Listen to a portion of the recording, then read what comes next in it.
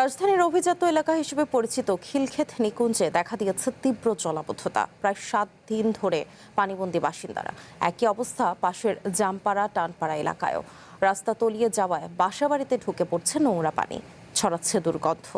বাসিন্দাদের অভিযোগ, পানি নিষ্কাশনে বারবার ব্যবস্থা নেওয়ার কথা বলা হলেও কোনো পদক্ষেপ নেয়নি সিটি কর্পোরেশন।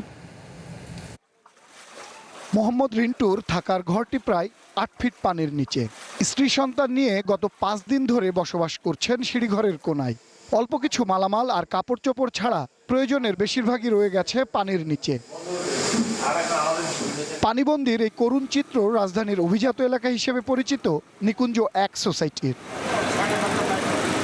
চকি ফেলাইছি গেটের সাথে, ওইখানে খুব কষ্ট করে 4 জন, এখানে তো আর 4 জন লোক থাকা যায় না, বাচ্চারা ঘুমায়, আমরা বসে থাকি 2 জনে। প্রায় একই অবস্থা ভবনের মালিক আমিনুর রহমান ও তার পরিবারের সদস্যদেরও। বিদ্যুৎ পানি ছাড়াই বন্দি জীবনযাপন করছেন দিনের পর দিন। সপ্তাহ পার হতে চললেও পরিস্থিতির কোনো উন্নতি না হয় হতাশ বাসিন্দারা। বেজমেন্টে metre fitter everything is there. তারপরে আছে, ওয়াটার ট্যাঙ্কি আছে, সমস্ত 8 ফুট পানির নিচে আছে। বের হয়ে যাচ্ছে না। এরা যদি বের হয় তবে তো এই নৌকায় একটু এদিক ওদিক যাচ্ছে। সোসাইটির সদস্যরা বলছেন, অপরিকল্পিত নগরায়ন ও সরকারের সংশ্লিষ্ট কর্তৃপক্ষের উদাসীনতাই এ ভোগান্তির জন্য দায়ী।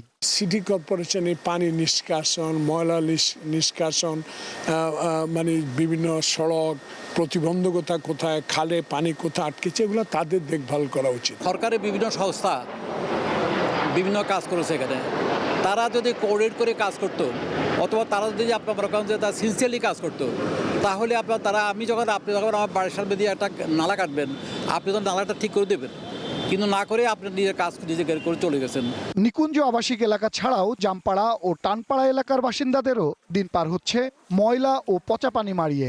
বাসিন্দাদের অভিযোগ, অল্প বৃষ্টিতেই তলিয়ে যায় এলাকা, ঘরে ঢুকে পড়ে পানি। ঘরে যাওয়া যাইতেছে না, দুর্গন্ধ, ময়লা পানি, একদম বিধিজ অবস্থা। খাওয়া নাই, দাওয়া নাই, কত দুর্দশা, কত জিনিস নষ্ট হয়েছে। বাসিন্দারা বলছেন, পানি অপসারণ ও স্থায়ী নিষ্কাশনের ব্যবস্থার জন্য সিটি কর্পোরেশনকে বারবার তাগাদা দেওয়া হলেও কোনো পদক্ষেপ নেয়নি নগর প্রশাসন। সৌরভ নূর, ওয়ান নিউজ, ঢাকা।